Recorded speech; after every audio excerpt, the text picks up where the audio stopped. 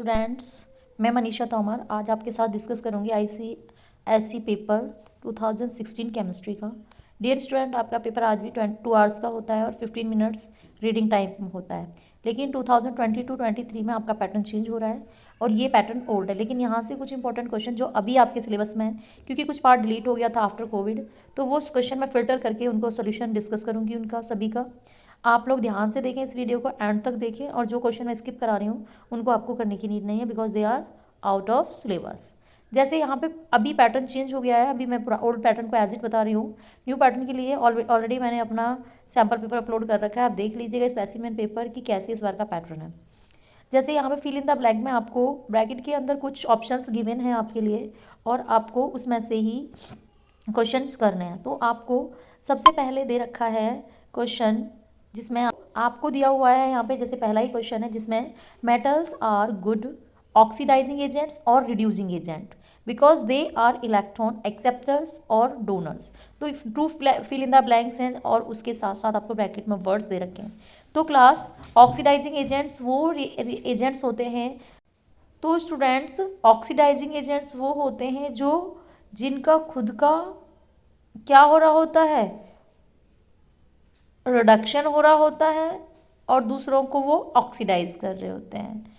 और reducing agent वो होते हैं जो खुद ऑक्सीडाइज हो रहे होते हैं और दूसरों को रिड्यूस कर रहे होते हैं।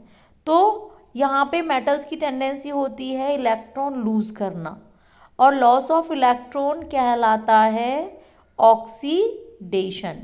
और जो ऑक्सीडेशन हो रहा है जिसका, उसको क्या कहलाते हैं, रिड्यूसिंग एजेंट। तो यहाँ पे पहले ऑप्शन में आप नोट करेंगे reducing agents, because they are electron donors.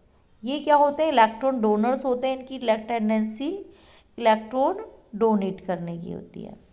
Next आपका होगा question, electrovalent compounds have high melting point. Electrovalent compounds also known as ionic compound and they have high melting and boiling points.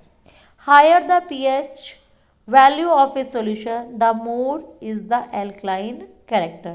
क्योंकि जितनी ज़्यादा pH होगी, pH range होती है, अगर suppose करिए हम 0 से और 14 तक बात करते हैं, तो 0 से लेकर 7 तक तो एसिड्स होते हैं, और अगर यहाँ पे बात हो रही है हायर, तो जैसे जैसे pH वैल्यू 0 से इंक्रीज होगी वैसे वैसे अल्कलाइन कैरेक्टर इंक्रीज होगा। AgCl PbCl2 white precipitate is soluble in excess of ammonium hydroxide.